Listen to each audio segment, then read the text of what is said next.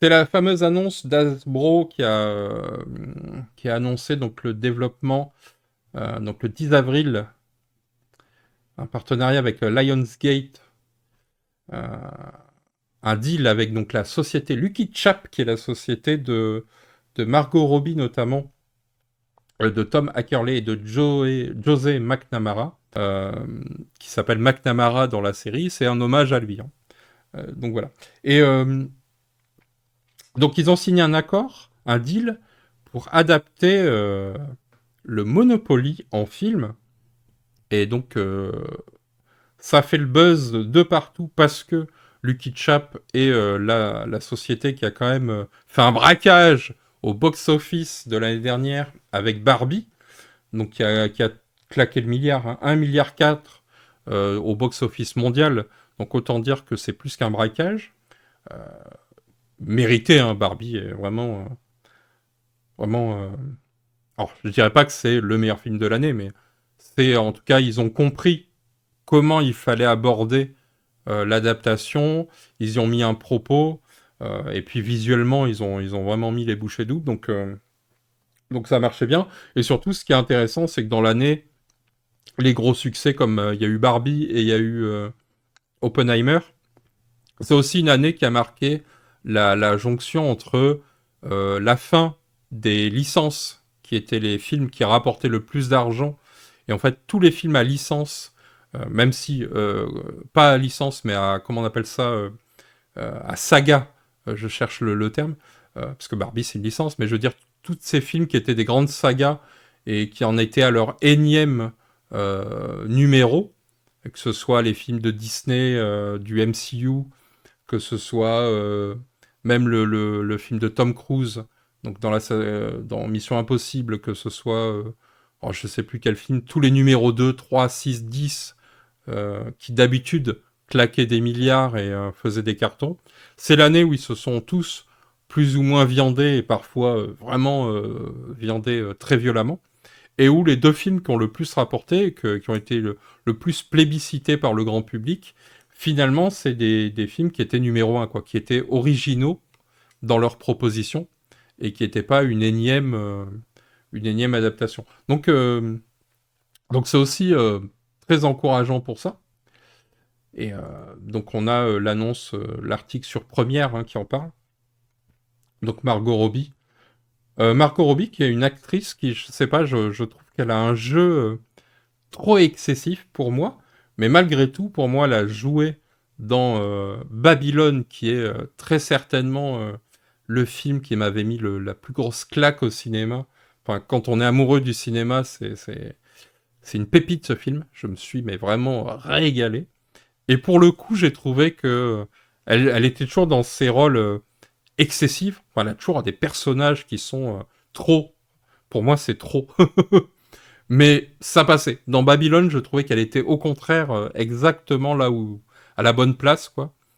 Son surjeu était parfaitement adapté. Et donc je vous le conseille, si vous l'avez pas vu, Babylone qui raconte l'histoire du cinéma, donc le passage d'un monde à l'autre, qui est un hommage au cinéma, donc le passage du parlant, enfin du muet au parlant, et quelles conséquences ça a eu sur les stars, les anciennes stars ou nouvelles. Et donc c'est tout un plaidoyer pour le Hollywood d'aujourd'hui. Et enfin voilà, bon, je me suis. Il y a des scènes dedans, c'est filmé, c'est magistral. Tous les acteurs sont excellents.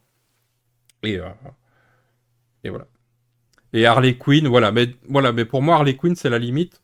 Je trouve qu'elle, même si elle est parfaite dans ce rôle, enfin, c'est vraiment, ça lui colle à la peau. Mais à la limite, dans Harley Quinn, on a l'impression qu'elle arrive à incarner Harley Quinn, alors qu'en fait, c'est son jeu de base qui est ce côté excessif, quoi. Et je trouve qu'après, dans tous les films dans lesquels je l'ai vue, elle a toujours ce côté, moi j'appelle ça surjeu. Après, c'est sa manière d'être, hein, c'est sa manière de vendre son rôle, quoi. Mais j'ai un peu du mal, quoi. Parce que j'ai l'impression qu'elle surjoue, alors qu'elle surjoue pas en réalité, quoi. C'est sa manière de vendre ses personnages, etc. Salut Guirout. Donc voilà. Donc là, on a l'article, hein, qui nous parle euh, donc de l'adaptation de Barbie, de Monopoly. Pour l'instant, il n'y a pas encore vraiment de détails sur ce qui va être proposé. Donc, a priori, quand même, on est sur un blockbuster, donc on est sur un gros budget. Est-ce qu'ils vont nous refaire le coup du braquage Barbie? Est-ce qu'on va avoir quelque chose comme ça? Ou est-ce qu'on aura un film totalement à côté Eh, salut Yann. Euh, donc là, pas encore d'infos.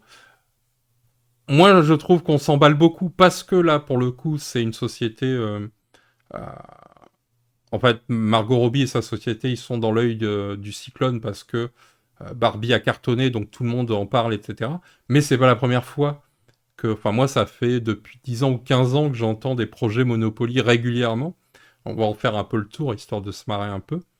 Donc, je suis pas non plus encore émoustillé. J'attends qu'il y ait vraiment un début de production sérieux pour voir où ça va nous amener. Et surtout, quel est l'angle qu'ils vont choisir. euh, Comment ils vont adapter ça, parce que quand on regarde toutes les adaptations qui ont essayé d'avoir lieu, tous les projets, bah, il y a mille et une façons d'en parler, quoi. Ou alors, peut-être qu'ils vont... alors, j'ai vu qu'il y avait des personnes qui parlaient de peut-être une adaptation à la Tetris. Je sais pas si vous avez vu, mais il y a quelques années, ils avaient voulu adapter le jeu Tetris. Et en fait, ils ont fait un braquage là-dessus aussi, pour le coup, comme Barbie. C'est qu'ils ont eu la bonne idée, en fait, de parler pas du jeu Tetris, dans le sens, pas en faire un... Comment il s'appelait ce jeu Pixie, non? Il n'y a pas un film Pixie, je crois, qui ressemblait un peu à Tetris.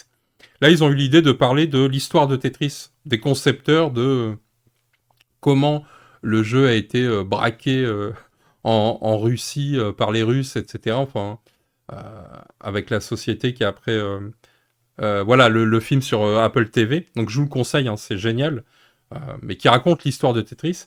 Et j'ai vu qu'il y avait plusieurs personnes qui disaient ah ça serait génial qu'ils fassent l'adaptation, en fait l'histoire du Monopoly, mais de Lizzie McGee, euh, d'Elizabeth McGee, sur l'histoire de ça. Comme c'est Hasbro qui a signé le partenariat, enfin c'est Hasbro qui détient la licence, mais qui a signé l'ancien partenariat, puisque en fait ils avaient une entreprise qui s'appelait E1 Entertainment, et qui notamment faisait des séries, des films, beaucoup de productions, et qui, si vous le rappelez, je ne sais pas si j'ai sorti l'article d'ailleurs, ils ont vendu leur entreprise l'année dernière, on en avait parlé, je crois, avec la Minico sur Crash Test Meeple, où ils ont vendu pour 400 millions ou 500 millions de dollars leur entreprise.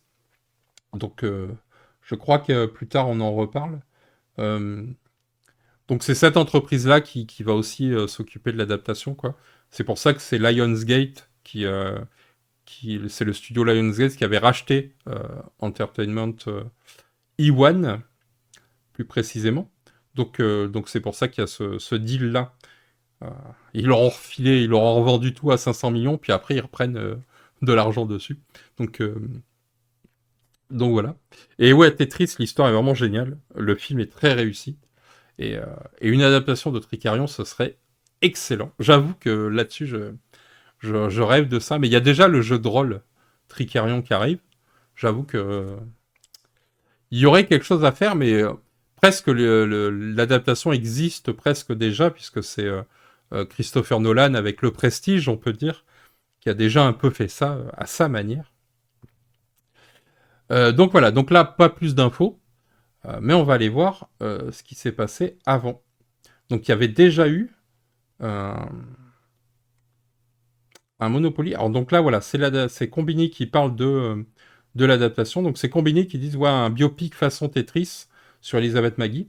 Il faut savoir que il y a déjà un projet de faire ce film-là, ce, ce, ce, ce Monopoly-là. Parce qu'en fait, il y a un bouquin qui existe. Il y a plusieurs bouquins aux États-Unis, mais il y en a un qui est assez célèbre, qui raconte toute l'histoire, notamment de Elizabeth Maggie, de comment les frères, les Parker Brothers, se sont appropriés le jeu, comment il s'appelle, Charles Darrow a aussi piqué le jeu. Enfin, t'as toute l'histoire qui est racontée dans un bouquin. Et en fait, c'est l'adaptation de ce bouquin qui avait été signé. Je sais pas où ça en est. On va aller voir. Je vais essayer de retrouver. Voilà, c'est celui-là. Donc ça date de 2015 déjà, où Hollywood avait déjà dit qu'ils allaient adapter ça. C'est The Monopolist Obsession, Fury and the Scandal Being the World's Favorite Board Games. Donc voilà, ça c'est le film qui est censé revenir sur les origines de la création du jeu. Bon, c'est en 2015, depuis on n'a pas une news, je sais pas. Donc c'est pour ça que je suis plutôt sceptique sur le fait que Margot Robbie, en tout cas sa société de prod, aille dans ce sens-là. Parce que sinon, je pense qu'ils auraient adapté le bouquin. Enfin, ça me semblerait plus logique. Et je vois mal Hasbro dire oui, faites un film où vous dites comment on a escroqué les gens pendant des années, comment on a fait un procès et qu'on a perdu malheureusement, parce qu'on voulait pas céder des droits, etc. Enfin bon, ça m'étonnerait qu'on aille vers ça, quoi. Je pense qu'on ira plus vers une comédie d'action un peu potache. Enfin, je verrais bien un truc comme ça. Peut-être je vais avoir tort, hein. Peut-être que ça sera pas ça, mais j'imagine plus ça. Euh, on avait déjà eu un projet aussi. Donc en 2007, Ridley Scott s'était déjà exprimé.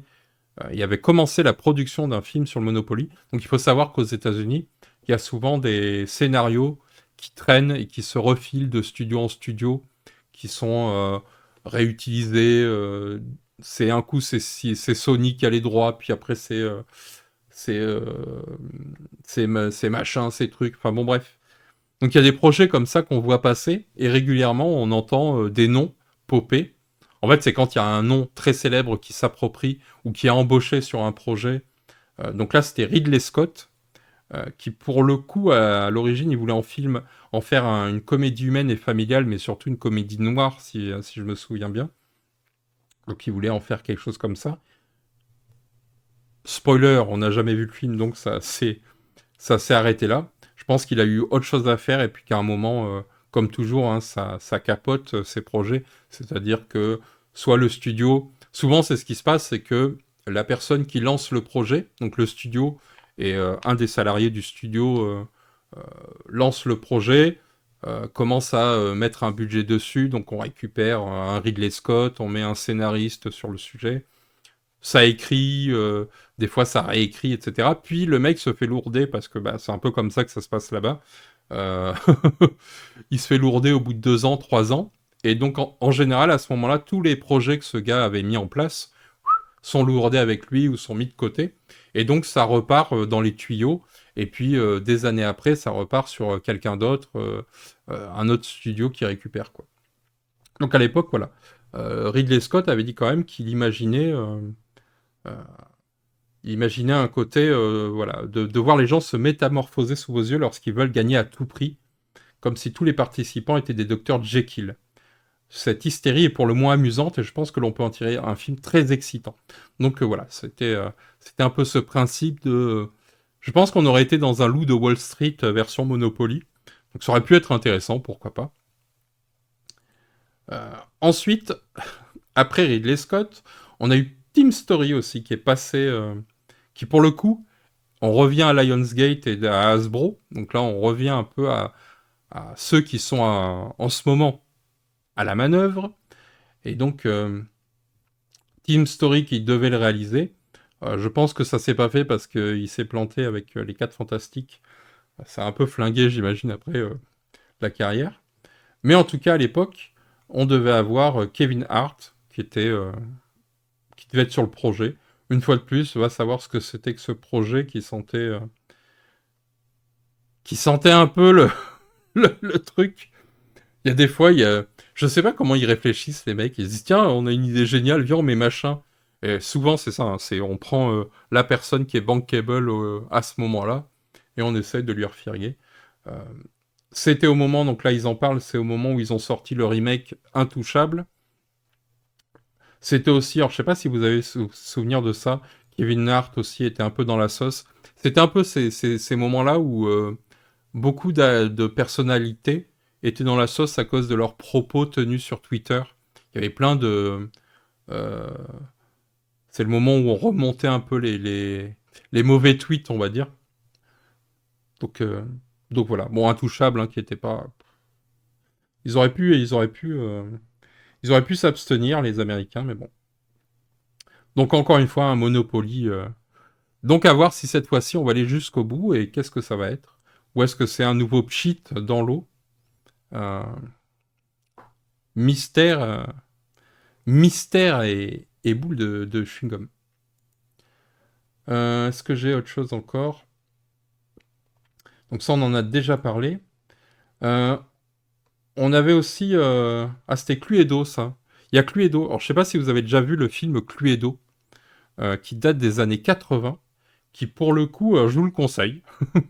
Alors, ça, c'est un peu dans son jus maintenant, mais c'est un très bon whodunit qui adapte très bien le Cluedo. Je crois que j'ai des images. Voilà.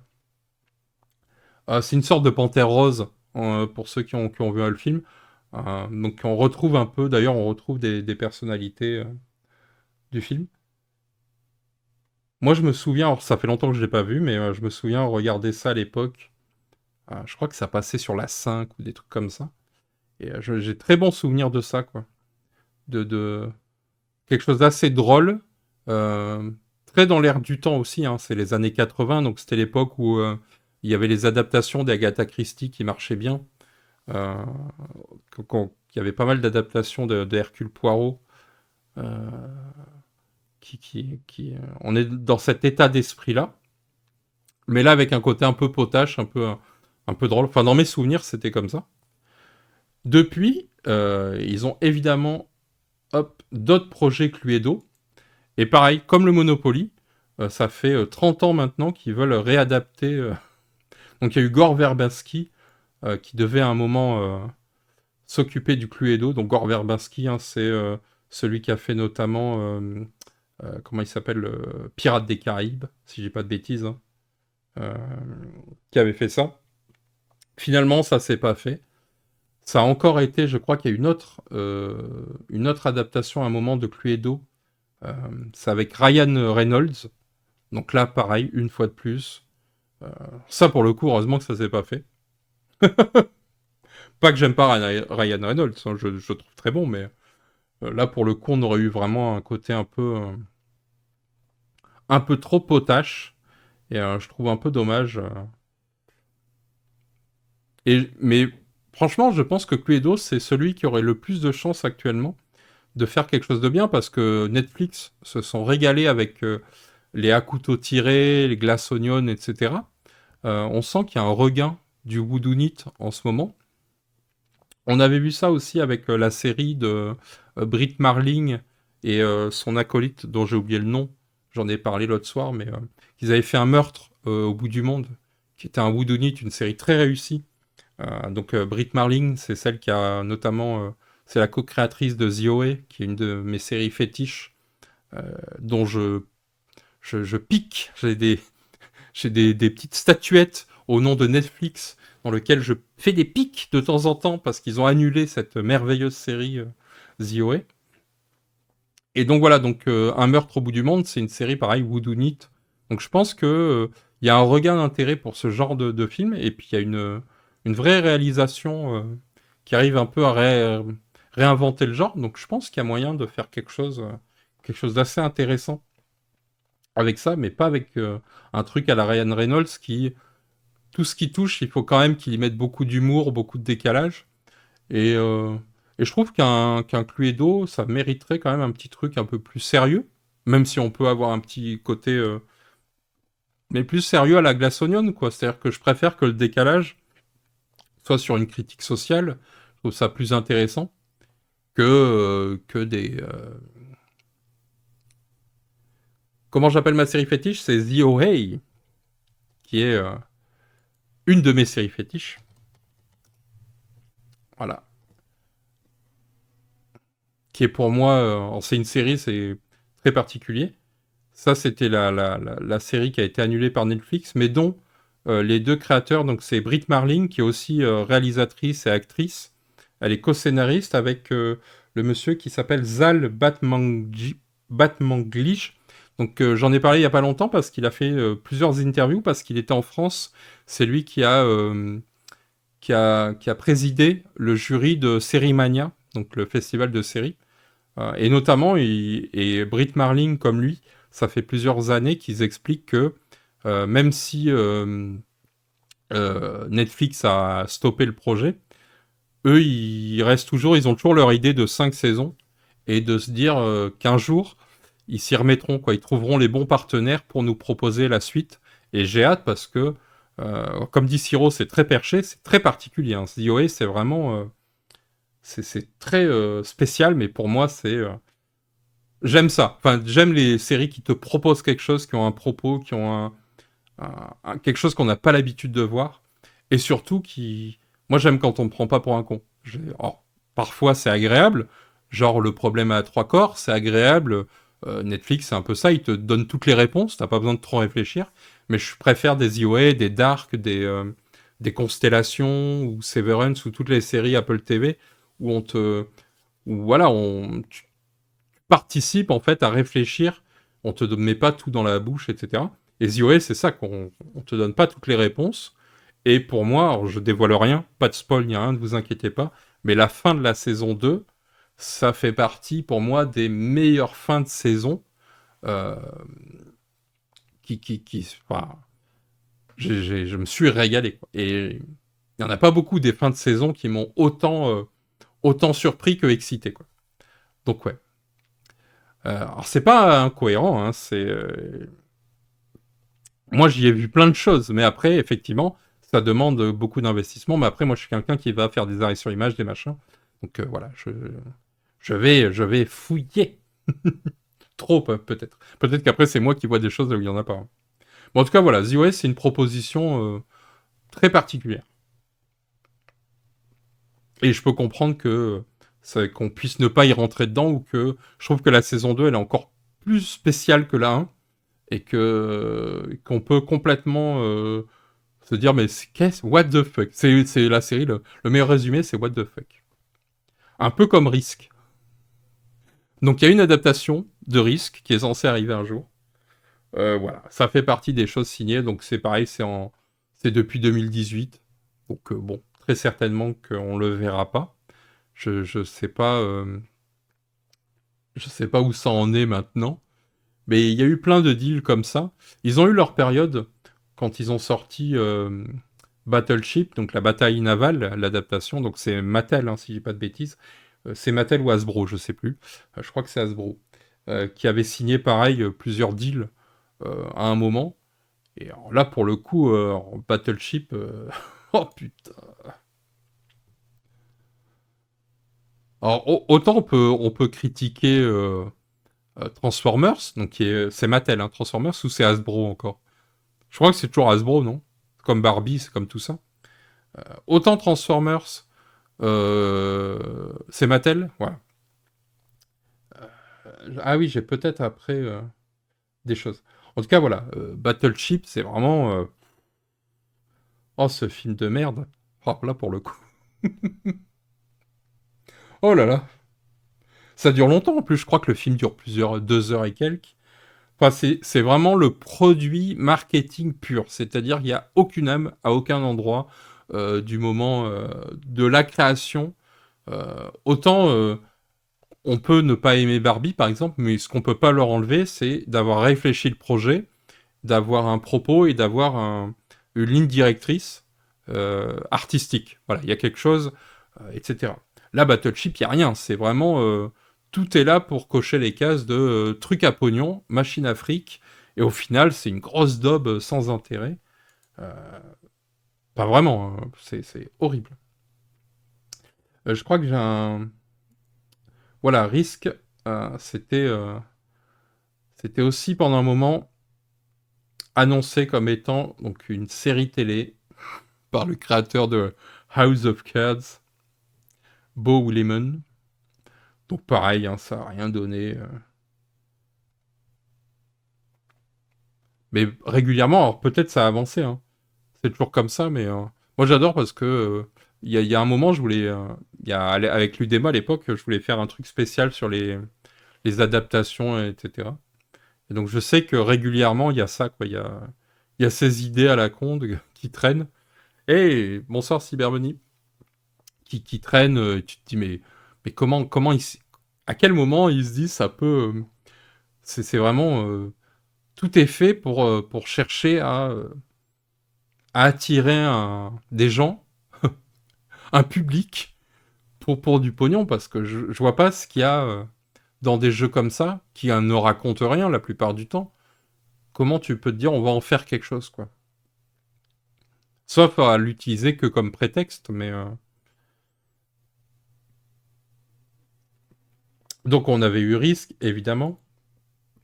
On a les Dungeons and Dragons, qui pour le coup ont donné des choses, ont donné des films, ont donné alors, plusieurs films, des bons, des moins bons, mais les derniers étaient un peu meilleurs quand même.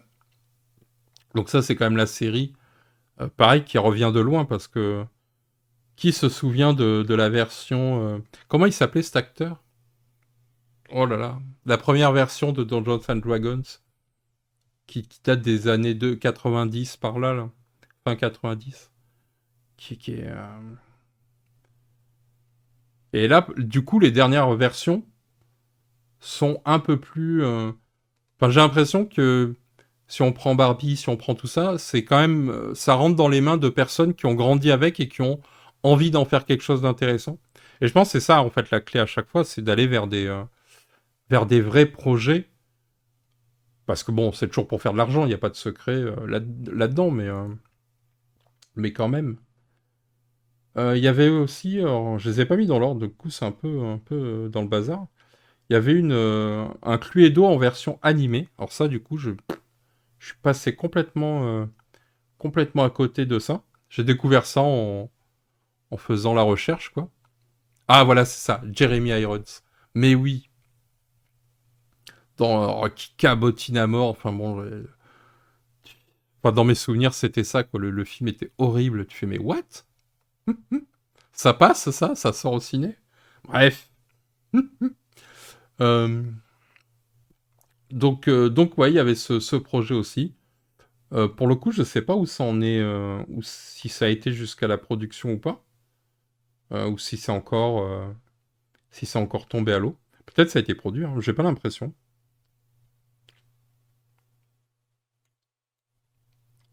En tout cas, voilà, ça fait partie encore des projets d'adaptation qui emballent tout le monde, mais qui finissent par ne pas arriver à quelque chose.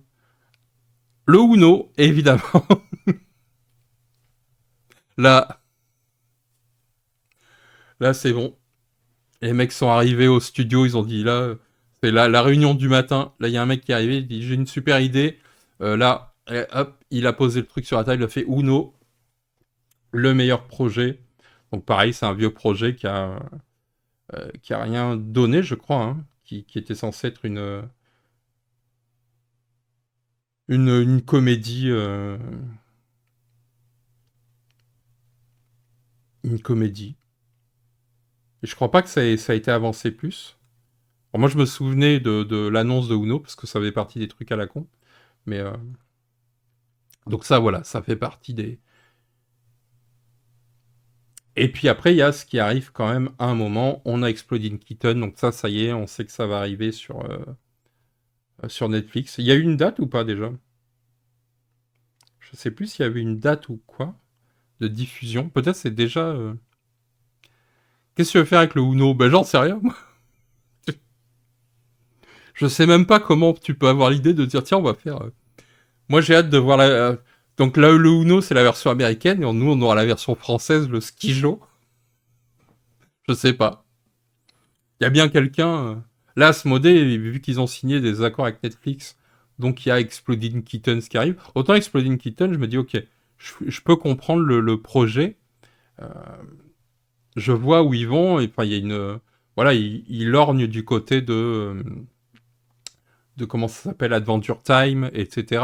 Donc on est sur les dessins animés de maintenant, enfin, qu'on voit depuis une dizaine d'années, ces trucs un peu décalés, les Bob l'éponge, les Adventure Time, tous ces trucs un peu J'allais dire trash, c'est pas vraiment trash, mais comment dire, irrévérencieux. Donc je vois ça. Donc Exploding Kitten, ok, je peux comprendre l'idée derrière, et pourquoi pas. Je sais pas, on n'a toujours pas de date d'ailleurs, je me suis pas renseigné. Je me souviens qu'on en avait parlé chez Crastel Meeple, mais évidemment on ne peut pas y échapper. Netflix et les loups-garous. Voilà, j'ai pas mis le son, hein, parce que sinon on se fait strike et compagnie, donc au cas où. Mais voilà. Donc on a adapté du jeu best-seller. Donc c'est Jumanji. Hey, salut Brogo. C'est Jumanji qui rencontre les visiteurs. Vraiment les visiteurs, quoi. Sauf que c'est pas Clavier, mais c'est Franck Dubosc. Mais c'est clairement Jumanji, c'est des gens une famille qui joue, qui trouve le jeu loup-garou de tierce-lieu, qui, euh, qui ouvre la boîte du jeu pour se faire la soirée loup-garou, et qui se retrouve au Moyen-Âge, en tout cas dans un village, très certainement un village d'Europe de l'Est peut-être, et qui vont, voilà, et dans lequel les villageois, parmi les villageois, il y a des loups-garous, vous connaissez le jeu, la nuit, il y a des gens qui se font trucider. Bref. J'ai pas envie d'enterrer le truc en amont parce que peut-être ça peut être drôle, on sait pas. Moi, je n'aime pas, je trouve que pour moi, c'est le pire. Quand tu dis ah, on est emporté dans le jeu. Il y avait ça, ça me fait toujours penser, alors peut-être à tort, mais à Mario, Super Mario Bros de 1980, le film. C'est voilà, c'est le truc, on se retrouve emporté dans l'univers. Euh, je sais pas, j'ai l'impression qu'il y a un côté paresse là-dedans, dans cette idée-là.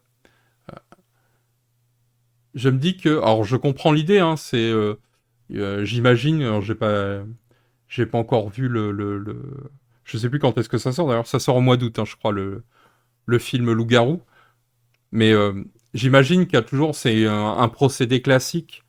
Et c'est pour ça que je parlais des visiteurs. C'est le procédé classique dit du poisson hors de l'eau. Donc c'est quand tu prends quelqu'un qui est d'un univers et tu le mets dans un univers qui est pas le sien. Donc c'est les visiteurs, c'est tu prends des gens du Moyen Âge et tu les fous dans le monde moderne. Enfin c'est le procédé classique. Et donc du coup, bah ok, je comprends l'idée de prendre des gens d'aujourd'hui, de les foutre dans un univers qui est pas le leur, avec des codes qui sont pas les leurs, etc. Et avec le côté n'importe qui peut être un loup-garou et peut-être même les enfants ou j'en sais rien.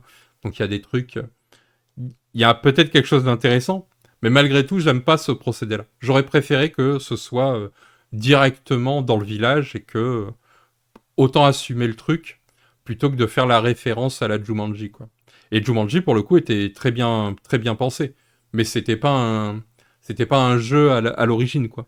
C'est devenu un jeu après. Les gens ont produit le jeu. Mais pour le coup, voilà, le scénario était vraiment bien réfléchi et là, ça marchait très bien, quoi.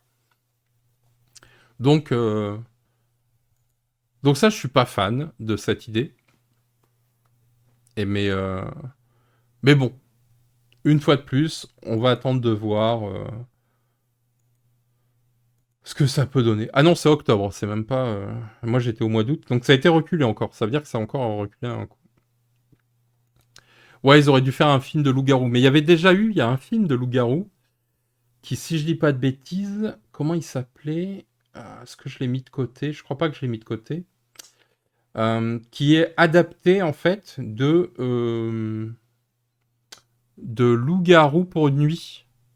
Donc de la version japonaise du jeu. Et ils en ont fait c'est pas je crois pas que c'est une adaptation officielle, mais comment il s'appelle ce film? J'essaye de me rappeler, je me rappelle plus, je l'ai pas noté dans mes liens. Mais il y a ça, quoi. Donc il y a déjà un truc dans ce genre-là, quoi.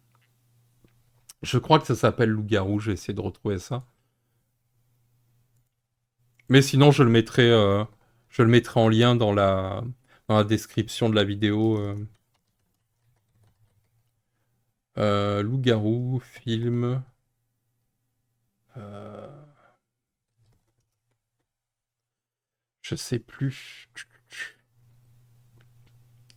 Mais il me semble que ça a déjà existé comme ça. Je vais essayer de retrouver ça. Enfin voilà, là ils ont fait une Netflix adaptation. Ça a ça a tous les signaux d'alerte pour dire oulala, ça va être une catastrophe. Mais parfois on sait pas, parfois on tombe sur une petite pépite.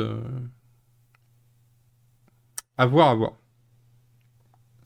Je vais pas le retrouver tout de suite, mais Ah, je crois que c'est ça. Attendez, j'ai peut-être retrouvé. Euh, j'ai peut-être ça. Je crois que c'est ça. Attendez, hop. Il me semble que c'est peut-être celui-là. Werewolf Within. Donc loup-garou. Et qui me semble que c'est... si, voilà. Ah non, c'est l'adaptation du jeu vidéo Werewolf Within. Pourquoi moi je pensais à loup-garou pour une nuit? C'était celui-là que je pensais. Qui pour le coup est un vrai truc de loup-garou. Voilà quoi. C'est pas... on joue à un jeu et on se retrouve dans l'univers du truc quoi.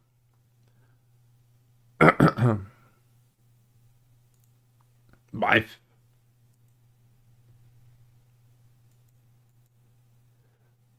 Dans les adaptations, on avait aussi, si on en revient à notre Monopoly à la base, on a une adaptation qui est toujours en cours, hein, qui est toujours validée, qui est pour le coup est sur l'arnaque du jeu Monopoly, mais de McDo. Vous savez, les petites étiquettes qu'on tire, puisque en de mémoire, je crois qu'il donne les chiffres, hein, mais c'était, je crois, un gars qui bossait dans l'usine qui faisait les autocollants et qui a détourné 250 millions de dollars, un truc comme ça, non?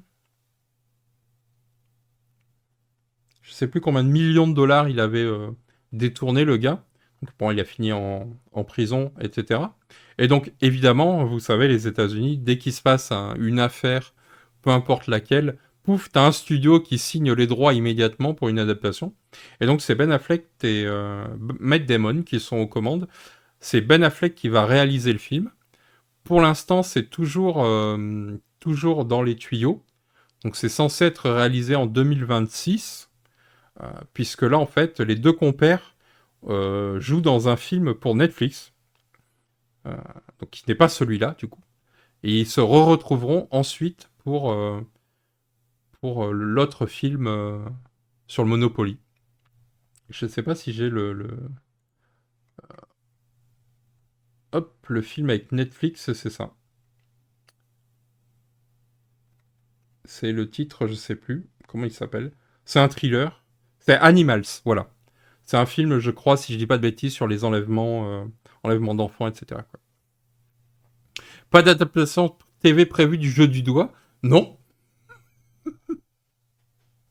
Alors ça, pour le coup, je signe tout de suite. Si demain on m'annonce ça, un partenariat Netflix avec comment s'appelle Lumberjack Studio, euh, je mets tout de suite ça en haut de la hype maximum parce que là, je veux voir ça évidemment. Oui, il y a une vidéo de Sylvain sur le sujet, ouais. Exact. Très bonne chaîne d'ailleurs qui met des mois pour sortir un documentaire, mais qui à chaque fois sort toujours un bon, fait du bon travail, quoi. Donc ouais. Donc voilà, je crois qu'on a fait un peu le tour hein, des projets aussi bien farfelus que des bonnes choses. Ah si, il y en a, non, il y en a un dernier. Je crois que je n'ai pas la news ici, mais dans les plus improbables. Alors vous le savez que il y a il y a Transformers. Je vais vous spoiler la fin du dernier Transformers, donc si jamais vous voulez vous garder la surprise. Mais en gros, à la fin du dernier Transformers, très oubliable. En fait, Transformers, c'est oubliable depuis un moment déjà. Et en fait, à la fin, ils font intervenir. Donc, attention, spoiler. Je laisse le doigt levé tant qu'il y a le spoiler et je l'enlève dès qu'il n'y a plus de spoiler. Mais donc, à la fin du film, apparaissent les G.I. Joe. Et donc, il y a le prochain film donc qui s'appellera, je crois, Transformers versus G.I. Joe, je sais plus. En tout cas, voilà, le prochain film, il y aura les G.I. Joe, donc en termes de jouets, on va être, euh, on va être bien.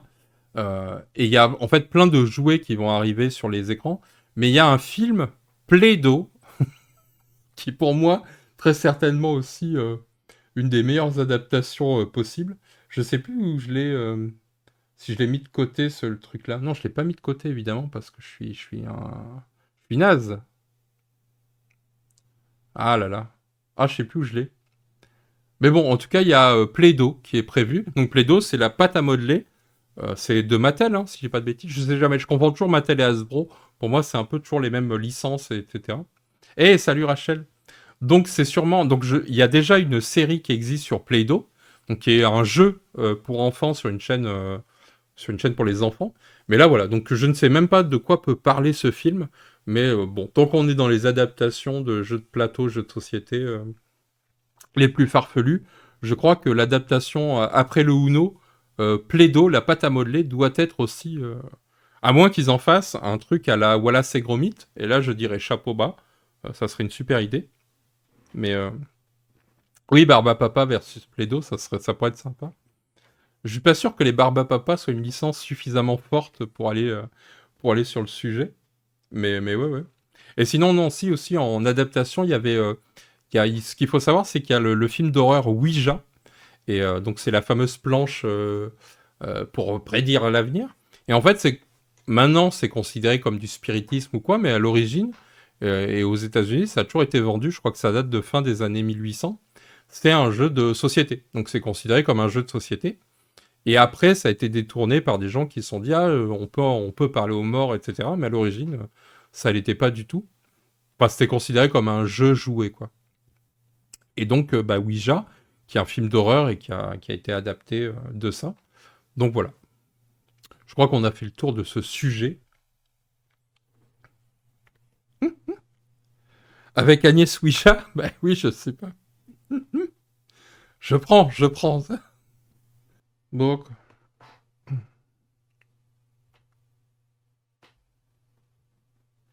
avec le Prime, et tu t'es abonné à Proxy Jeux. Ah là là, quelle tristesse. De toute façon, moi, c'est ce que je fais tourner mon Prime tous les mois dès qu'il est disponible. En fait, je le donne à la personne sur laquelle je suis connecté. Comme ça fait tourner le Prime un peu chez tout le monde. De toute façon, les Prime, ça rapporte. Je sais même pas où j'en suis dans les abonnements. Comment on appelle ça sur Twitch. Mais ils envoient les sous que quand on a atteint, je ne sais plus si c'est 50 $ ou 70 $. Autant dire que avant que ça atteigne cette somme-là, il ne se base rien. Hop, allez, je vire tout ça.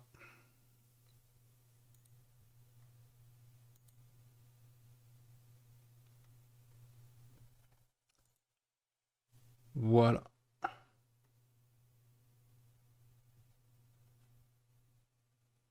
J'avais un article, mais j'ai pas eu le temps d'y avoir accès. Bon, ça va, je te pardonne, c'est sur Patreon, t'as raison. Mais oui, de toute façon, en fait, c'est toujours le même souci. Là, tu vois, je crois que j'ai 3 abonnés sur Twitch. Je sais pas où c'est que je peux voir ça. Voilà, revenus.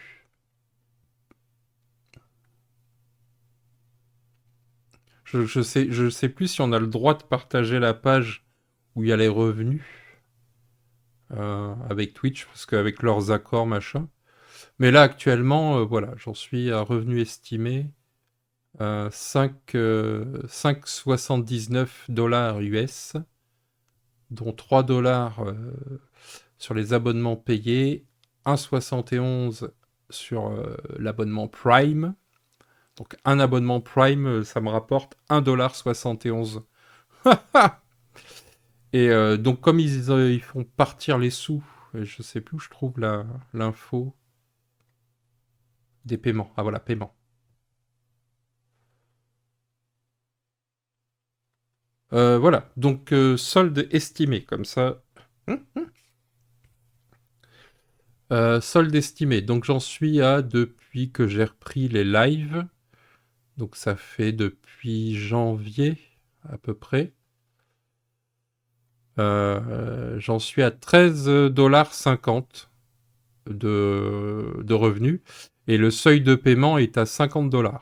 Donc autant dire que le moment où je verrai l'argent arriver sur mon compte, bah, c'est pas euh, à peu près 3,36 $ par mois. Donc ça, c'est les abonnements du mois de mars.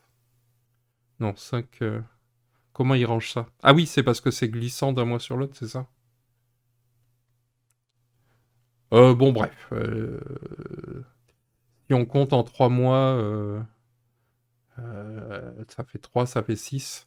Bon, il y aura des sous sur mon compte. Est-ce que j'espère être payé avant la retraite? En fait, je pense qu'il n'y aura même pas de retraite. J'ai abandonné cette idée. Donc, bref. En fait, tous ces trucs d'abonnement, c'est toujours pareil. Quand t'as que 2 ou 3 abonnements, c'est pas important, en fait. Ça devient important quand tu commences à avoir 50 ou 60 abonnements. Et là, du coup, ça vaut le coup d'inciter les gens à s'abonner. Voilà, que je passe de 3 à 4 abonnements, ça changera rien. Et comme j'ai dit, les primes, c'est 1 euro, enfin 1,70 $ par mois. Bon, c'est pas bien grave. Pour l'instant, il n'y a que le Patreon qui est vraiment. Mais pareil, sur YouTube. YouTube, donc j'ai pas activé la publicité sur YouTube. Mais il y a eu. On peut faire des dons sur YouTube. Il y a comment ça s'appelle? Je sais plus comment ça s'appelle. Je vais regarder. YouTube, je crois que je peux montrer. YouTube, donc il y a ce qu'on appelle les super, là, ou les cheers, je sais plus comment ils appellent ça. Et en fait, sur les vidéos, il y a un petit logo qui permet de faire. Hop, est-ce que je peux aller voir ou pas? Regardez, chut, on va mettre le son. Je crois que normalement on peut faire ça, on va aller voir sur une vidéo. Voilà, je crois que c'est ça, non? Promouvoir ou... Non, les merci, voilà. Voilà. Quand on, quand on clique sur merci, on peut faire un don. Et donc je crois qu'on a fait un don, ça fait 2,20 €, je crois, si je dis pas de bêtises, dans ce que j'ai vu sur YouTube. Et donc YouTube ne déclenche les paiements qu'à 70, quand tu arrives à 70 euros. Euh, donc du coup, autant dire que là j'ai touché 2 €, enfin j'ai touché. Il y a 2,21 €. Où c'est que je peux voir ça? Je ne sais plus. Hop.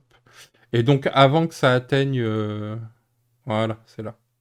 Voilà, j'ai touché en mars 2,92 €. Et le paiement s'enclenchera, donc l'argent arrivera sur mon compte, quand on aura atteint 70 euros. Bon, autant dire que... Alors c'est cool, merci, et merci à la personne qui arrive, qui a fait ce don. Mais en réalité, je n'en verrai jamais la couleur, très certainement.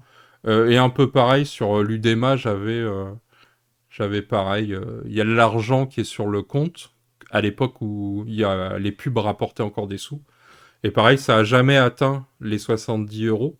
Donc il y a genre 50 euros perdus, que j'aurai jamais. Voilà. Sauf à refaire des vidéos sur l'Udema pour réenclencher les trucs. Enfin bon, bref. Bref. Sur Patreon, sur 7 euros, combien sont pour toi? Je crois que ça fait à peu près 6.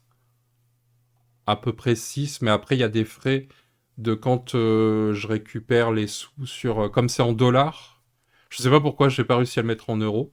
Ça le fait arriver en dollars, et donc voilà, ça fait 6 moins les frais euh, quand ça part... alors pas sur mon compte, du coup. Ça va sur le compte je sais plus c'est quoi la boîte qui paye Payoneer, un truc comme ça, qui récupère les sous. Et en fait, c'est directement de ce compte que j'utilise pour payer Adobe. Donc actuellement, en fait, l'argent qui arrive sur le Patreon permet de rémunérer les logiciels que j'utilise pour le montage, pour tout ça. Et en gros, voilà. L'idée, c'est que de toute façon, le Patreon, il serve qu'à financer ce dont j'ai besoin. En fait, pour pas que ça me coûte, parce que avant, ça me coûtait de l'argent de faire des vidéos, tout ça. Là, pour l'instant, ça me coûte zéro en termes de, de, de logiciel, quoi. Parce que maintenant, tout est par abonnement, etc. Donc ça, c'est cool. Mais on gagne pas de sous. On n'en est pas encore là. Mais une fois de plus, c'est toujours pareil.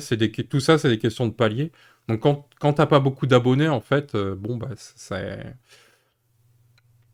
on n'en voit pas la chose. Parce que pareil, pour Patreon, on peut enclencher un versement, donc sur Payoneer, que quand on a, je crois, 30 ou 40 dollars de récupérer. Ensuite, ça envoie sur Payoneer et là, là, ça permet de payer la facture Adobe Premiere Pro et Adobe Photocop. Donc ça, c'est cool. Mais voilà. En fait, tous ces trucs-là, ça marche bien pour quand tu as beaucoup d'abonnés, quand il y a beaucoup de gens qui sont abonnés, parce que là, les paiements sont automatisés tous les mois, etc. Euh, et quand il n'y a pas beaucoup, bah, souvent, les sous restent bloqués jusqu'à ce qu'on atteigne le palier. Donc, bon, c'est toujours le problème. Mais ça permet, moi, comme je veux pas qu'il y ait de pub sur les vidéos, tout ça, ça permet quand même de garder. Enfin voilà, de pas être obligé de se dire, ah, il faut faire des vues, des machins. Bon, là, on s'en fout, c'est que les gens qui soutiennent, et merci d'ailleurs. C'est grâce à vous qu'on fait des vidéos. Parce que sinon, bah, clairement, par exemple, le mois de décembre, j'avais pas fait de vidéo presque pendant un mois sur Punchboard, parce que voilà, je pouvais pas payer la licence. Donc, pour le montage et tout. C'est compliqué de réapprendre des nouveaux logiciels, des nouvelles choses. Donc moi je suis habitué avec Premiere Pro depuis 10 ans, 12 ans. Donc passer à autre chose c'est compliqué. Et, euh, et donc voilà, hein, c'est les joies de la création de contenu qui ne rapportent pas, sauf quand on atteint un certain seuil, euh, sauf à faire aussi d'autres choses. C'est aussi que je multiplie pas les revenus. Là si j'avais activé les... je sais pas, est-ce que je peux regarder ça? Si j'avais activé la pub sur... je peux vous montrer ça d'ailleurs. Bim. Si j'avais activé la pub sur Punchboard, je crois que je l'ai depuis la possibilité depuis presque un mois, on va dire. Mettons que c'est un mois. Sur un mois, là, sur le dernier mois, j'ai fait 32 000 vues. Donc possiblement, je sais pas quel est le RPM en ce moment. Donc c'est le RPM, c'est le revenu pour 1000. Mais potentiellement, il y avait peut-être entre 15 et 50 euros. Je sais pas, je m'en rends pas compte. Je sais pas si c'est les mêmes chiffres qu'avant avec l'UDEMA ou quoi. Autant avec l'UDEMA, je savais où j'allais en chiffres. Mais bon. En tout cas, c'est cool en niveau vues. Ça fait beaucoup, beaucoup de vues. Je sais pas à combien on est depuis le lancement de la chaîne, mais 65 000 vues. Bon, revenu estimé, on l'a vu, de 92, c'est le merci. Le merci, patron. Mais donc 65 000 vues, c'est vraiment pas mal. On voit qu'il y a le creux, c'est tout le mois de décembre, là, du 16 décembre au 15 janvier où j'ai pas publié de vidéo. Donc forcément, ça n'a pas fait de vues. Mais sinon, là, il y a une bonne progression, mais ce qui est un peu logique aussi, parce que c'est mécanique, dans le sens où les anciennes vidéos continuent à faire des vues aussi. Donc forcément, de nouvelles vidéos qui marchent, plus des anciennes, ça mécaniquement, ça augmente. Et donc ça fonctionne bien. Enfin, c'est plus que je pensais en fait. J'aurais pas pensé en partant comme ça que ça marche bien. Et puis il y a des vidéos, voilà, l'interview de Simon, 11 000 vues, c'est quand même. Enfin, j'ai l'impression que c'est beaucoup. Je me rends pas compte si il faudrait voir d'autres interviews ailleurs sur d'autres chaînes pour voir à peu près combien font les interviews. Mais bon, voilà, Monsieur Simon, c'est une force de frappe nucléaire, donc forcément, ça intéresse des gens, parce que même il participe à d'autres émissions ou quoi, c'est vrai que là, il fait moins d'interviews, il parle moins, donc je pense qu'il y avait un intérêt aussi à ça. Monsieur Guillaume aussi, ça a fait presque 9000 vues. Seb du Passe-Temps, pareil, 6000 vues, donc c'est pas mal, quoi. Mais c'est pas mal et c'est normal, j'ai l'impression, parce que c'est des personnalités. Il va finir par se faire payer, le Simon. Bah ouais, ouais. Bah, il y en a, hein, moi, ça m'arrive hein, de contacter des gens pour des interviews et parfois, euh, on te fait.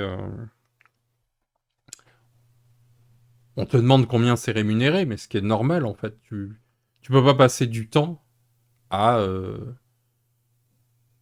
Enfin, quand ça apporte quelque chose, tu vois, si j'étais, je sais pas, France Télé, si j'étais un média très fort, très puissant, ou venir chez moi, toi tu viens chez, comment ça s'appelle, c'est quoi l'émission du samedi soir, là, quelle époque, ou Quotidien, ou TPMP, ou BFM TV, bah en fait, tu demandes pas à être payé, parce que quand il va, en fait, l'exposition que ça t'apporte, elle est monstrueuse, donc il y a un intérêt. Maintenant, venir chez Punchboard, c'est 2 heures, voire 3 heures d'interview, par exemple. Bon, bah, ça marche par sympathie ou par des personnes qui sont du secteur et qui ont envie que ça existe, qu'ils puissent s'exprimer et tout. Parce que je leur offre ça, moi, un moment où ils peuvent s'exprimer, où on peut aborder des sujets. Mais en termes de retour, enfin, il n'y a que moi qui suis gagnant dans l'histoire. Je ne suis pas sûr que, que pour eux, ça soit rentable de passer autant de temps que ça. Alors quand c'est peut-être pour un Simon ou pour un Monsieur Guillaume, il y a peut-être quelque chose qui fait un retour parce que ça parle aussi à leur communauté. Les 11 000 vues, c'est pas les gens qui suivent Punchboard, c'est c'est plutôt les gens qui suivent le passe-temps. Donc je pense qu'il y a quand même un retour de son côté, c'est positif. Mais voilà, moi je sais que là j'ai envoyé j'ai un 2 3 4 5 6 7 8. J'ai 8 demandes d'interview en attente là que j'ai écrit aux gens et dont j'ai pas de réponse. Alors il y en a eu, j'ai eu des réponses et c'est en pourparler, donc peut-être ça se fera pas tout de suite. J'ai notamment un journaliste qui m'a répondu et qui là est pas disponible parce que c'est ça en fait. Dès qu'on commence à s'éloigner du secteur du jeu de société, bah ça devient déjà un peu plus compliqué pour les gens de se dire bah c'est qui ce mec et pourquoi je passerai 2 heures. Parce que moi chaque fois je demande à peu près 2 heures en me disant si ça dure moins longtemps tant mieux, mais on a un peu de temps et au cas où que les gens puissent être disponibles suffisamment longtemps pour qu'on puisse vraiment développer le propos. Mais donc voilà, ça veut dire que dans leur emploi du temps, il faut caler 2 heures avec quelqu'un qui est d'un secteur qu'ils connaissent pas ou qui va pas leur apporter quelque chose de positif pour eux dans leur business ou dans leur... Ce qui est tout à fait normal, enfin, moi c'est pareil. Alors parfois ça marche parce que le projet que je propose les intéresse, et j'essaie toujours moi d'argumenter, de dire bah voilà c'est quoi mon angle, de quoi on va parler, etc. Donc parfois ça suffit pour que les gens ils disent ah bah oui en fait ce sujet-là c'est pas un sujet qu'on a l'habitude de discuter donc j'ai envie d'y participer. Mais en dehors de ça, enfin il y a plein de gens, je sais même pas s'ils ont déjà je sais même pas s'ils ont reçu mon mail quand j'en envoie qu'un parce que des fois je passe par plusieurs endroits. Euh, et puis il y a des fois, je pense que bah, ça les intéresse pas. C'est ce qui est compréhensible aussi. Salut, salut. On peut pas non plus. C'est pas parce que moi ça m'a. Oui, voilà. Certains se rendent facilement disponibles quand ils sont en campagne. Oui, voilà. Il y a aussi. Bah, c'est normal. Il y en a, ils sont. Mais du coup, moi, je les contacte moins parce que ben, moi, je veux pas faire de la promo, ça m'intéresse pas. Euh, Et puis souvent, les choses que je veux discuter. Là, par exemple, j'essaye d'avoir Fred Henry. mais il est en pleine bourre pour son jeu c'est quoi, Booty Hunter, c'est ça? Et, euh, et donc, bah, je peux comprendre, tu vois, s'il a pas vu mon message, mais même s'il a vu, il a peut-être pas ni le temps ni l'envie en ce moment de faire ça. Et moi, je le contacte pas pour faire la promo de son jeu, parce que moi, mon angle, c'est de parler de KS et de pourquoi il est allé sur KS, qu'est-ce qui s'est passé toutes ces années, l'évolution de Kickstarter, les nouvelles plateformes, les entreprises qui sont en difficulté actuellement, et ce sont quasiment toutes des entreprises qui passent par KS, donc c'est qu'il y a une raison aussi. Et donc voilà, il fait le tour de France en ce moment, il est un peu partout. Il est dans plein de soirées, plein de bars à jeux, de boutiques, etc. Donc je comprends tout à fait. Moi, à chaque fois, de toute façon, je me mets toujours à la place des gens. Je suis pas non plus, je me sens pas. Enfin, c'est normal qu'on se dise pas punchboard, il faut que je le fasse. Donc quand je touche les potes, c'est plus facile, ou les gens que je connais, avec qui j'ai déjà eu un contact, parce qu'ils savent qui je suis, il y a une confiance aussi, ça aide.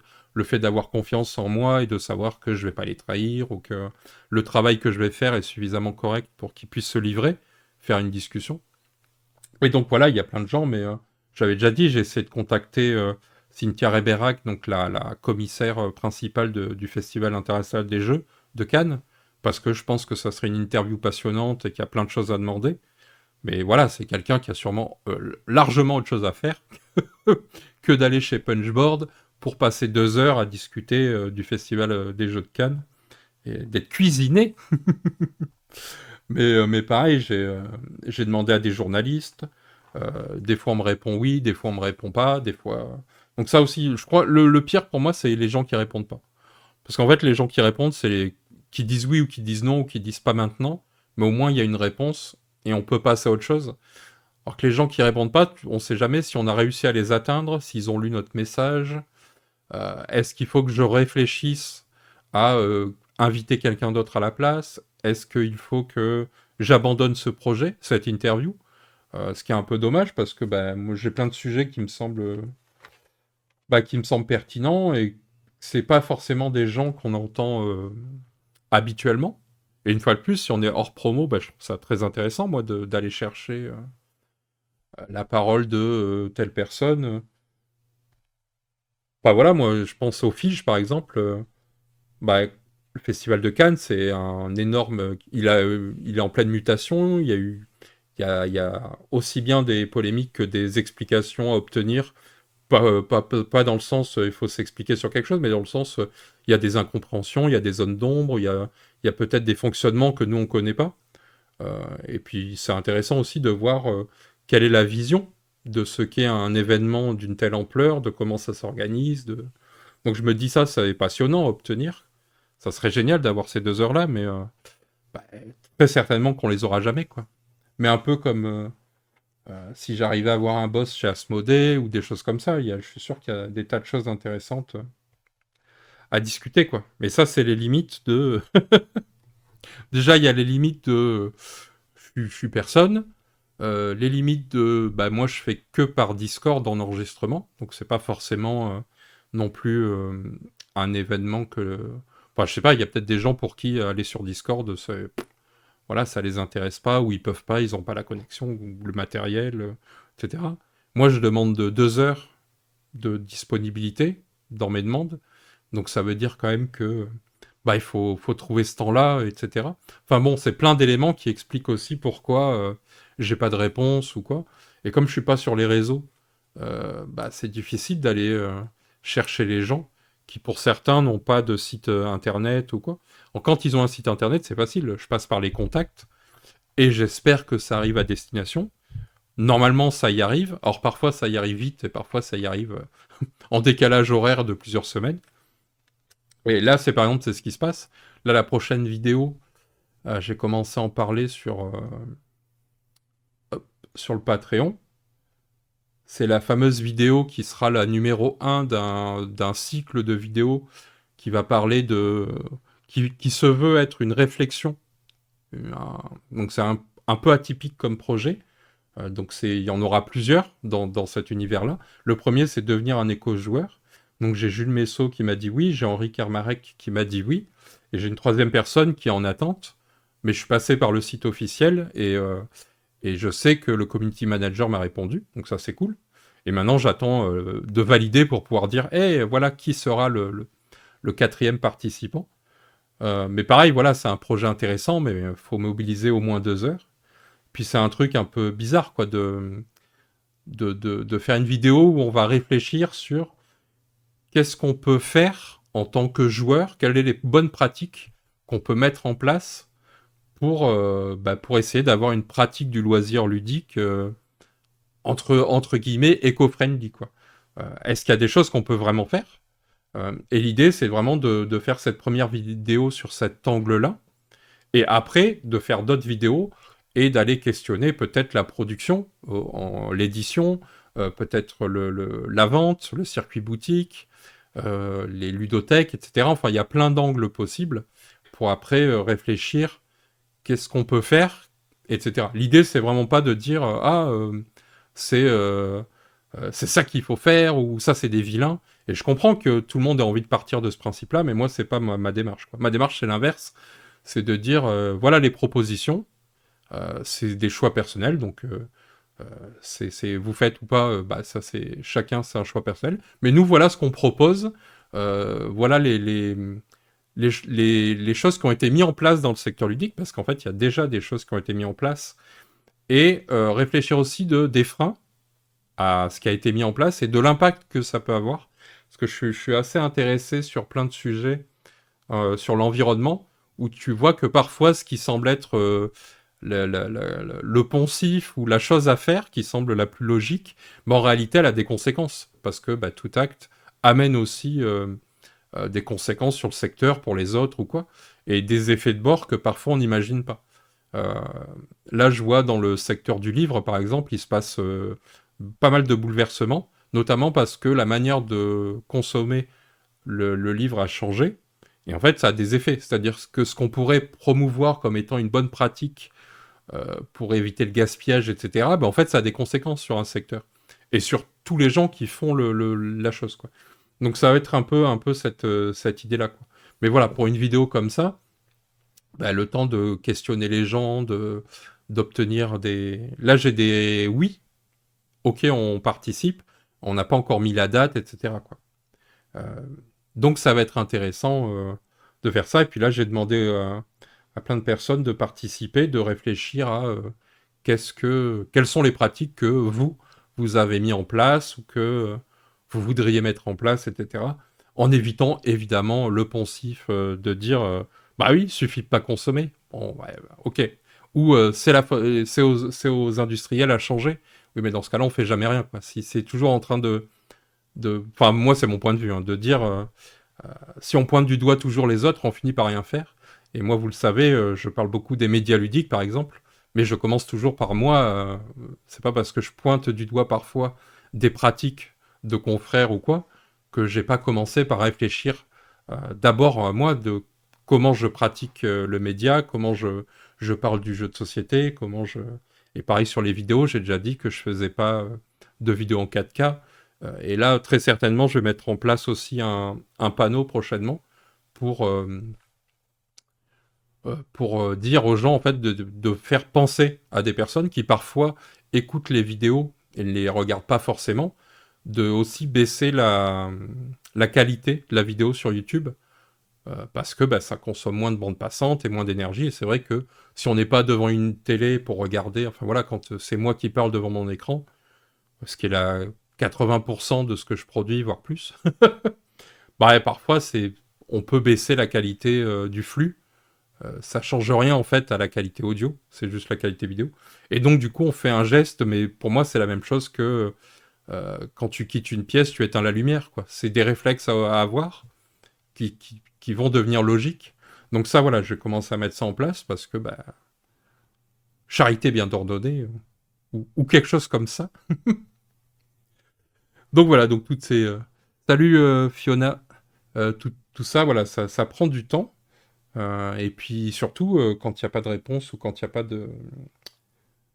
d'interview possible, eh ben, il y a un moment, il y a aussi un mur, hein, on peut pas choper tout le secteur, on peut pas non plus avoir toujours des sujets intéressants. Et donc, bah, moi, si j'ai pas un sujet intéressant, je fais pas, hein. Il n'y a pas de raison, quoi, de se forcer non plus à faire des interviews en boucle si j'ai pas les bonnes personnes. Mais souvent, c'est frustrant quand même de se dire, là, il y a un sujet super intéressant, mais je peux pas avoir la bonne personne. J'ai aussi essayé d'avoir des personnalités, etc. Je me dis, bah pourquoi pas, il faut tenter, hein. De toute façon, ça peut marcher que comme ça, hein.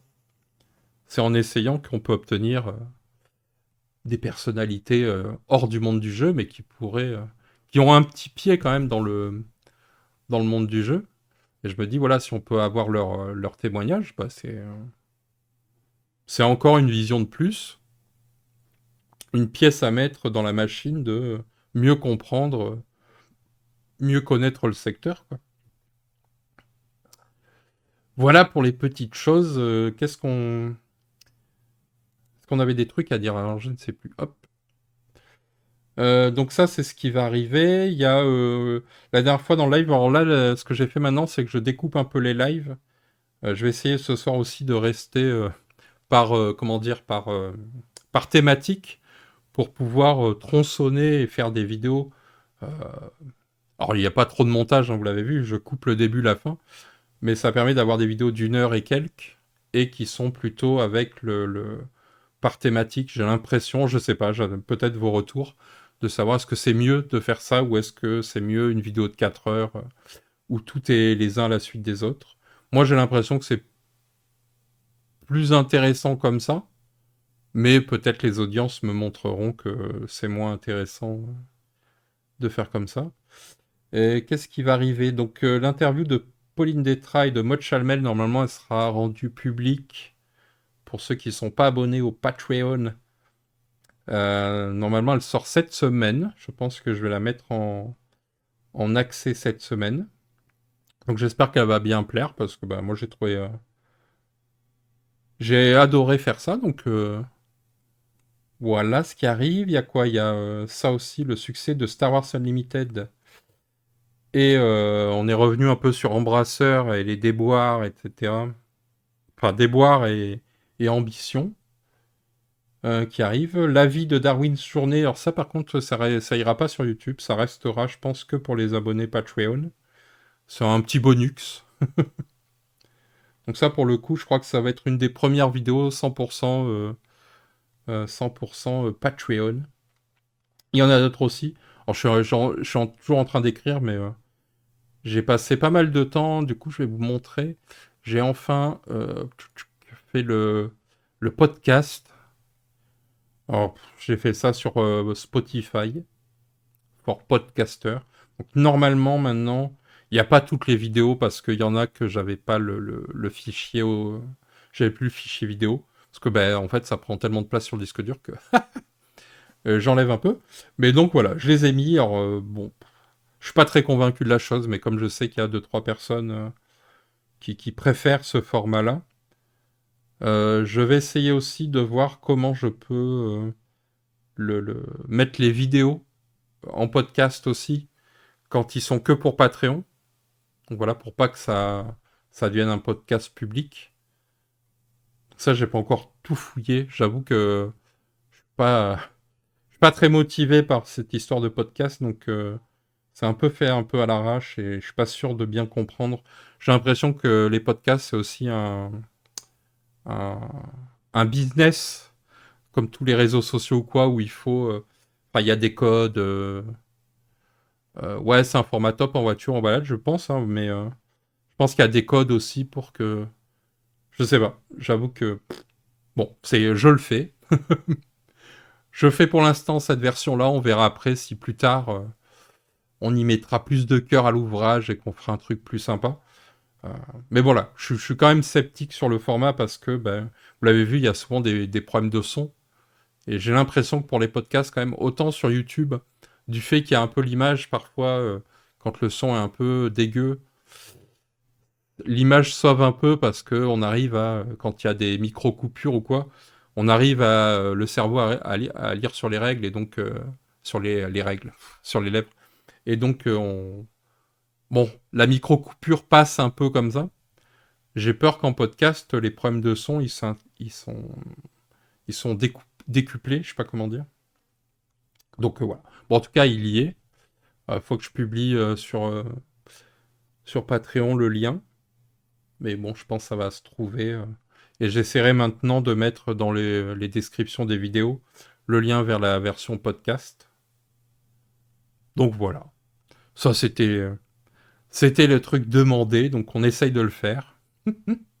Donc normalement, cette semaine, quand sort la vidéo sur les boîtes de jeux, donc les couvertures de jeux, normalement, je vais aussi... faut que je n'ai pas eu le temps de le faire, là. Je vais faire le podcast, et comme ça, voilà, il y aura les deux versions. Tout sortira en même temps.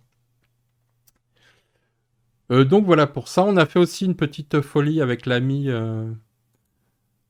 Crash Test Meeple. On s'est fait notre kiff. Alors j'en avais déjà parlé en live il y a quelques mois.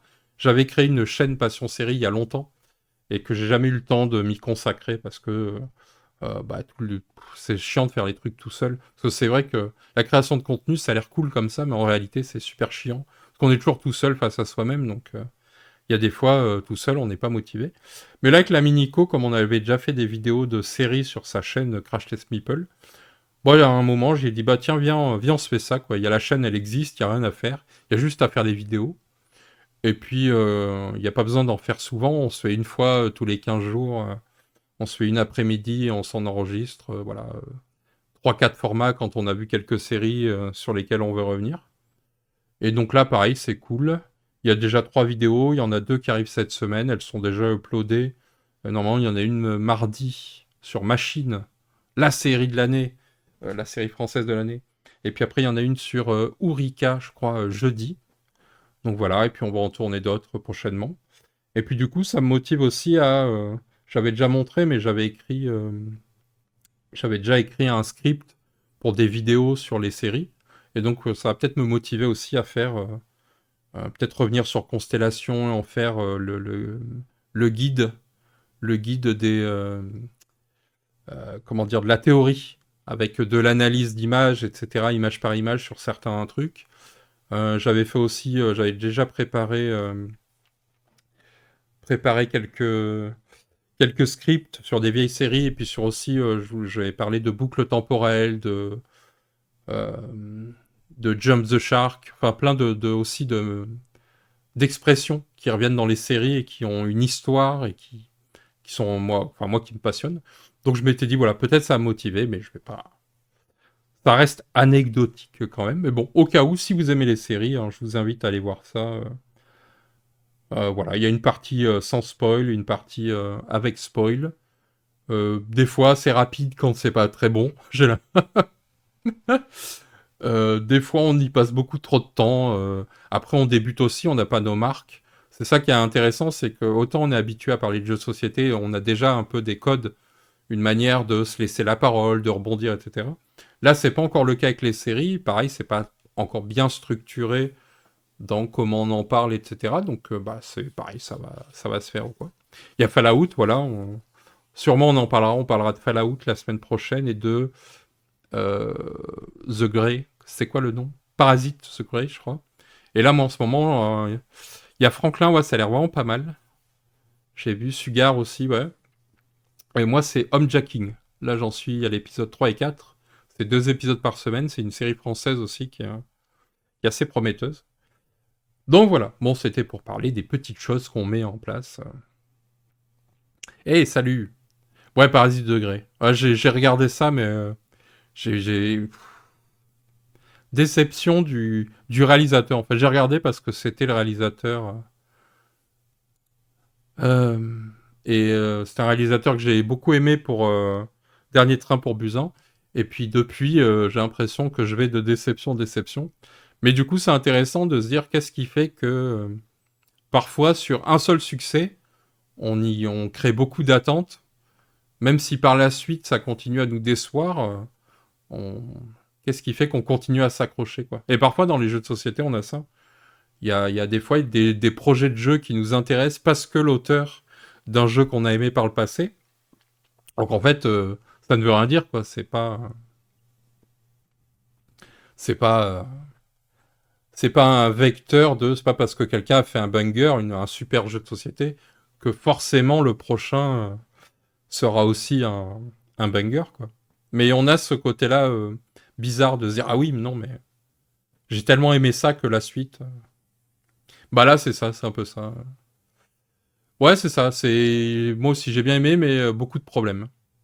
En fait, c'est plutôt, pour moi, c'est une série que si c'était juste un autre réalisateur, un no-name entre guillemets, sans être péjoratif, bah j'aurais peut-être même pas regardé, j'y penserais pas. Mais ce qui m'a attiré, c'est que c'était ce réalisateur-là, dont j'ai oublié le nom. Mais du coup, j'en attendais quelque chose de plus intéressant parce il a fait il a de bonnes idées, etc. Mais j'ai vraiment l'impression là que c'est un produit Netflix. Bon, bref. Est-ce qu'on n'irait pas... Hein. Les auteurs ou parfois les éditeurs ont une patte que l'on retrouve. Ouais, ouais. Mais parfois, c'est très... Et en fait, il y a des éditeurs qui ont une vraie ligne éditoriale. Et donc, du coup, ça peut créer des attentes où il y a des auteurs qui ont une vraie manière de, de, de raconter un jeu. Et donc, on retrouve ça d'un jeu à l'autre. Je pense à Un Vital Lacerda ou je pense à Min Clash Game, par exemple. Min Clash Games. Pour moi, voilà, chaque jeu, il y a une patte, etc. Donc, il y a une attente, mais qui est justifiée et qui, pour le coup, est pas sans intérêt, quoi. Là où il y a d'autres auteurs qui font des jeux intéressants, qui ont fait des très très bons jeux, mais dont le travail n'est pas régulier. Euh, Si je prends parmi les auteurs qui sont les plus prolifiques, bah, il y en a qui sortent quand même beaucoup, beaucoup, beaucoup de bonnes choses, comme un Wolfgang Warch, par exemple, et puis d'autres qui ont des fois une très bonne idée, puis des fois c'est moyen. Parfois c'est moyen longtemps, puis ça revient avec une bonne idée, etc. Donc il n'y a pas ce côté où, si je prends un Christopher Nolan, je suis quasiment sûr que bah, chacun de ses films, euh, quand on prend évidemment les grands réalisateurs, on va retrouver quelque chose, quoi. Mais ouais, des fois on se fourvoie soi-même dans nos attentes. Hein. C'est pas la faute des gens qui font, c'est la faute des gens qui attendent quelque chose, quoi. Mais c'est pareil avec les créateurs de contenu. Hein. Des fois, moi, je prends un commentaire de quelqu'un qui attendait quelque chose de moi que je n'avais ni promis, ni prévu de faire un jour. Mais il y a des fausses attentes aussi là-dessus. Hein. En parlant des attentes, est-ce qu'on partirait pas sur la première news? Alors, une news un peu légère, entre guillemets. On est parti sur... Hop, pourquoi j'ai de la pub tout le temps? C'est chiant, ces sites. On est sur Yu-Gi-Oh! Un tournoi qui a créé la polémique. Donc Yu-Gi-Oh! Ça fait pas la première fois qu'il y a qu'il y a un problème, entre guillemets, dans leur tournoi.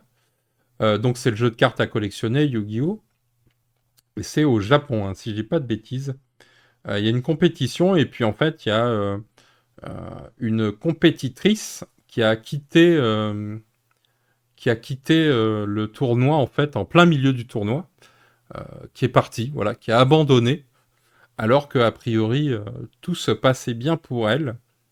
Et en fait, un des participants, un des joueurs euh, qui participait au tournoi, donc il y expliquait qu'une jeune femme, son adversaire, participait pour la première fois à un tel événement et avait fini par quitter les lieux en plein milieu de la partie.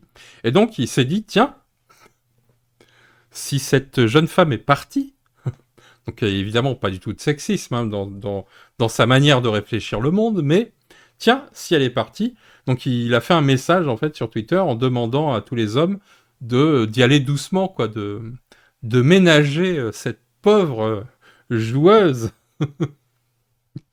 alors que la réalité de pourquoi elle est partie n'avait rien à voir avec le fait de se retrouver, soit de perdre, soit de se retrouver bousculé par un adversaire un peu tenace, un peu coriace. Mais je vous le donne en mille. Donc elle s'est pas sentie mal parce qu'elle perdait ou elle s'est pas sentie triste, mais parce qu'elle ne pouvait plus supporter l'odeur. Parce que oui, il faut savoir que dans les tournois de jeux de cartes, notamment au Japon, et salut Tuto, il y a des problèmes de se laver. Et ce n'est pas une simple boutade, car en fait, il faut savoir que Konami, c'est pas la première fois que ça arrive en fait, et que Konami a instauré d'ailleurs depuis 2019 une règle qui est pour participer au tournoi Yu-Gi-Oh, au tournoi jeu de cartes de compétition Yu-Gi-Oh, il faut être propre, parce que c'est pas la première fois. Et donc, cette personne, ce monsieur, qui a pensé que cette jeune femme quittait la table parce qu'elle était... Voilà, sur le Savon Gate, exactement, tu arrives au bon moment, aurait dû plutôt penser à autre chose. Donc voilà, c'était la première news et je la trouvais marrante entre guillemets. Euh, alors après, je connais pas au Japon si c'est c'est quelque chose de normal ou quoi, mais en tout cas, ça me je trouve fou qu'à un moment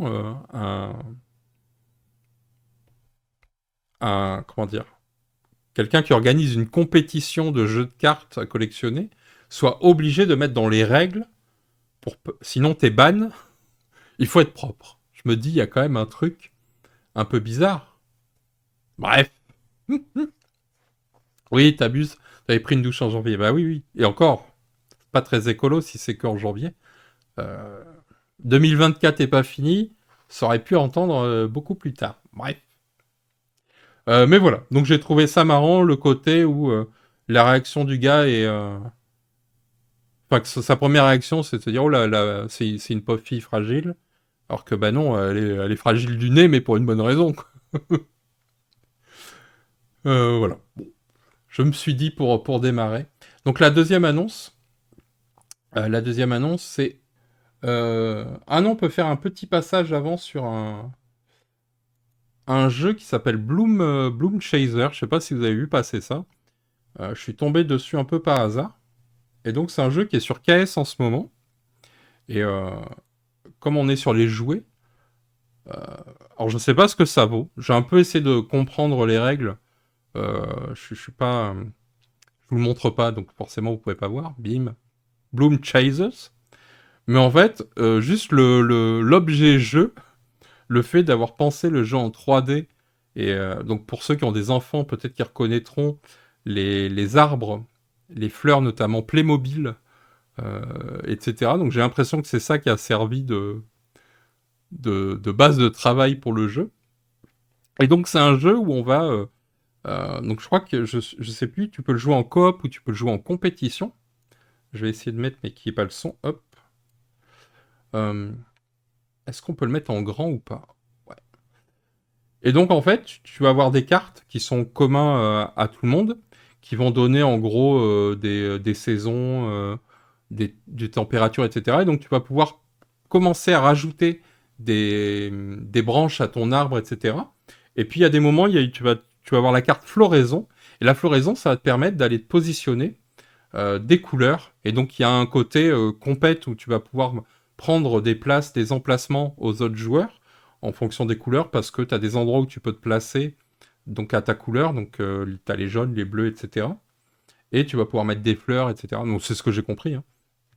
Mais je trouvais le matériel, enfin, juste le matériel donne envie en réalité d'essayer parce que c'est super original. Peut-être qu'en termes de ressenti, c'est rien de plus qu'un jeu qu'on aurait eu à plat sur un plateau et qu'on a déjà eu en fait. Et peut-être même que les cartes, etc., mécaniquement, c'est pas très, très intéressant.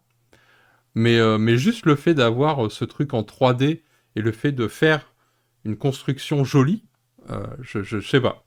Je suis tombé là-dessus, je me suis dit, tiens. Alors, j'irai pas pledger évidemment, mais voilà. Je me suis dit, des fois, il y a des bonnes idées. Ça suffit à te vendre un projet. Et en fait, c'est ça KS, hein, c'est typiquement ça, je le vois pas pouvoir exister sur un circuit boutique en partant de zéro. Parce que j'imagine ça doit coûter bonbon.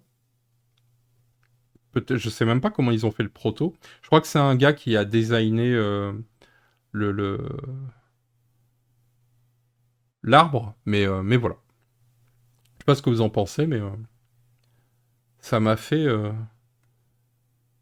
ça m'a fait bien. Alors je crois que c'est 30 balles ou 40 balles. 30 balles, le jeu de base. Et ensuite, t'as avec les extensions où t'as les petites abeilles. Si j'ai pas de bêtises, je crois que c'est les abeilles et c'est...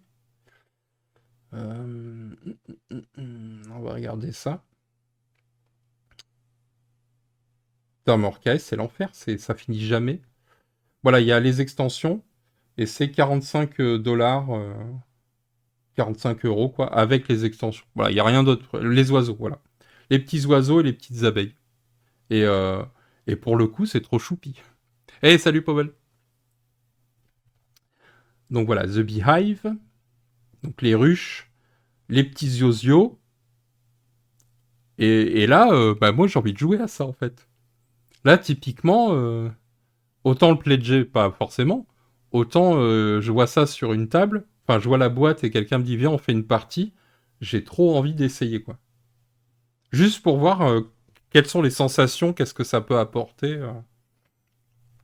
Comme quoi des fois c'est tout bête, hein, c'est pas forcément un projet, mais des fois juste le visuel, la promesse de quelque chose en 3 dimensions et le fait de, en fait bah, à la fin de la partie, il y a quelque chose, quoi. T'as fait quelque chose.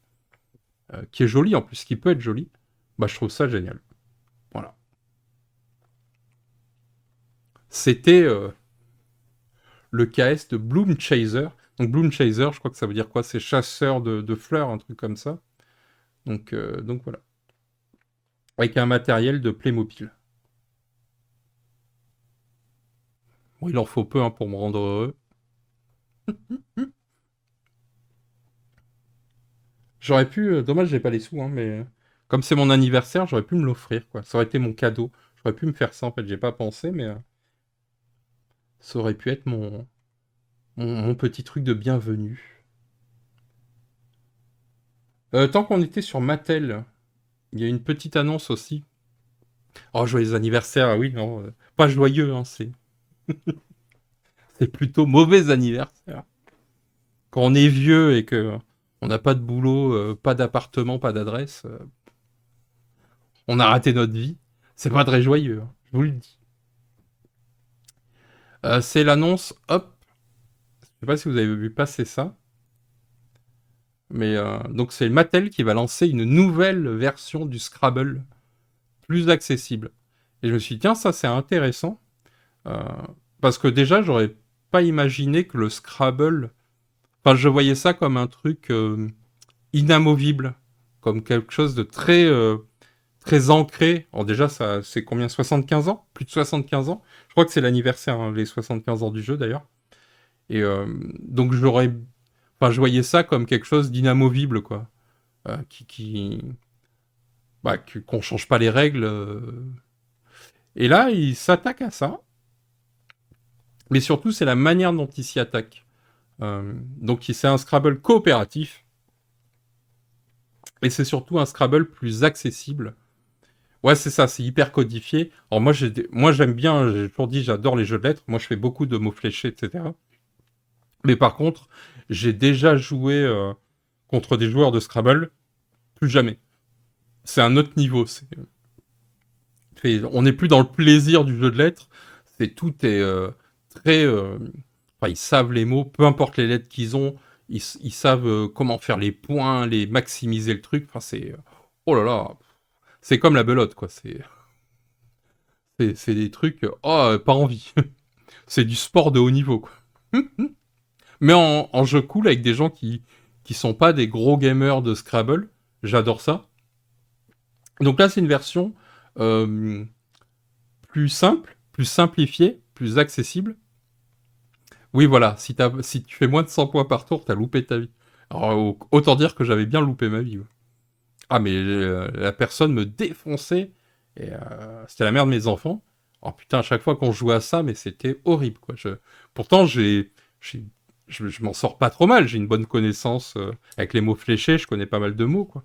Mais là, c'est... Ouais, voilà, faut connaître tous les mots en 2 lettres avec W ou... Enfin, puis c'est les placements.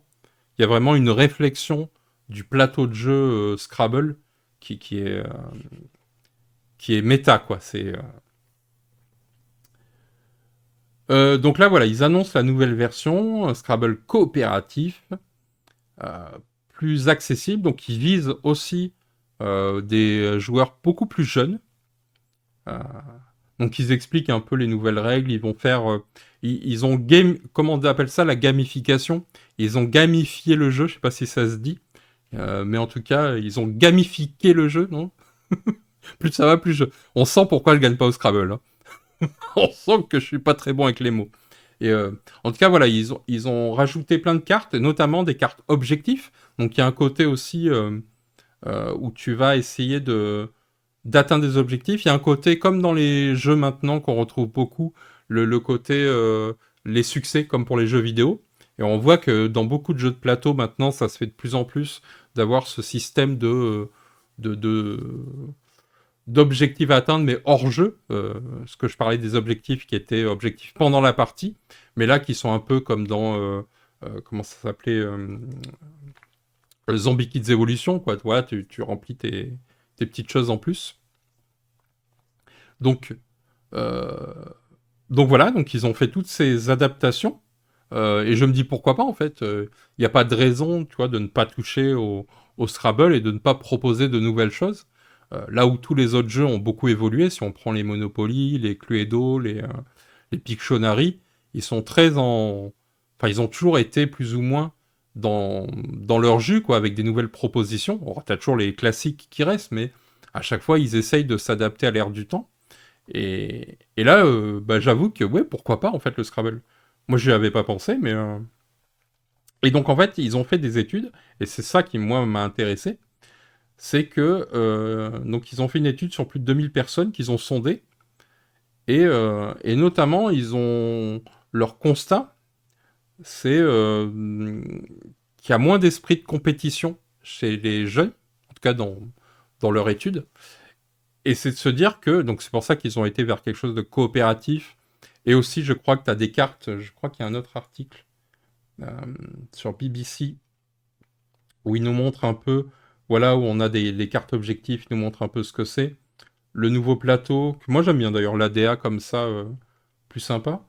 Et il nous montre aussi, voilà, les cartes qui vont aider à, à faire, à orienter le jeu, tu vois, à driver ta partie. Et, euh, et je trouve qu'effectivement, on est dans une ère où j'ai l'impression qu'il y a de plus en plus euh, de jeux qui tentent de simplifier, de, comment dire, de rendre plus accessible le jeu. Comme si, on l'a déjà dit, les mécaniques évoluent, donc il y a des choses qu'on n'accepte plus en tant que joueur aujourd'hui et qu'on acceptait il y a quelques années. En tout cas, ça devient un défaut ou très souvent, c'est un point de friction. Je pense à des jeux où avant, on pouvait se faire éliminer au début de la partie, par exemple. Bah, maintenant, c'est plus rare ce genre de mécanisme. Euh, des jeux où tu sautes ton tour, un peu comme dans plein de jeux où comment il s'appelle ce jeu? Je cherche le de fait duty dans lequel tu peux te faire tuer ou voler à ton tour avec les rôles cachés. Bon, j'ai oublié le nom parce que je suis vieux maintenant, vous le savez. J'ai vieilli aujourd'hui. Et Citadel, merci, voilà. Et ben voilà, tout ça, c'est des mécanismes qui aujourd'hui, des jeux où tu ne joues pas, c'est beaucoup plus rare. Et moi-même, je le dis souvent, hein, pour moi, c'est même un défaut actuellement. Je considère que dans les jeux où tu ne joues pas, euh, en tout cas, où il peut arriver que tu ne joues pas pendant plusieurs fois, pour moi, c'est pas possible. Pour moi, tu dois être toujours dans le jeu. Et même quand tu sautes ton tour, il faut qu'il se passe un truc pour que tu restes accroché au jeu, quoi. Ouais, les mascarades et tout comme ça. Et exactement. Et maintenant, on va vers quelque chose qui est d'ordre de... oh ouais, le petit sucre, en tout cas de la récompense. Il faut que tu sois toujours récompensé pendant que tu joues. Je pense que c'est l'ère des réseaux sociaux qui a fait ça. Le fait qu'on soit en mode dopamine à tous les niveaux, dans tous les milieux, peu importe ce qu'on fait. Et la gamification, ça sert à ça aussi. Et j'ai trouvé ça intéressant, en fait, que eux, leur orientation de comment on modernise le Scrabble, c'est en le rendant coopératif, en fait. C'est-à-dire que l'affrontement, la confrontation, c'est quelque chose qui est vu, en tout cas maintenant, qui est moins apprécié.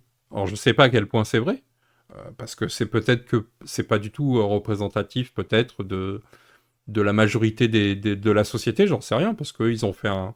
Même si 2000 personnes sondées, c'est déjà beaucoup, je ne me rends pas compte à quel point... j'ai pas le détail du sondage pour voir à quel point il est pertinent, mais je trouve intéressant parce que c'est un discours qu'on entend très souvent chez des auteurs de jeux ou chez des éditeurs, euh, que il faut aller vers moins de confrontation, que la confrontation soit moins directe. Alors ça arrive, hein, les jeux... heureusement, il y a encore des jeux qui proposent ça, notamment bah, les jeux à deux, très souvent, c'est des jeux de pure confrontation.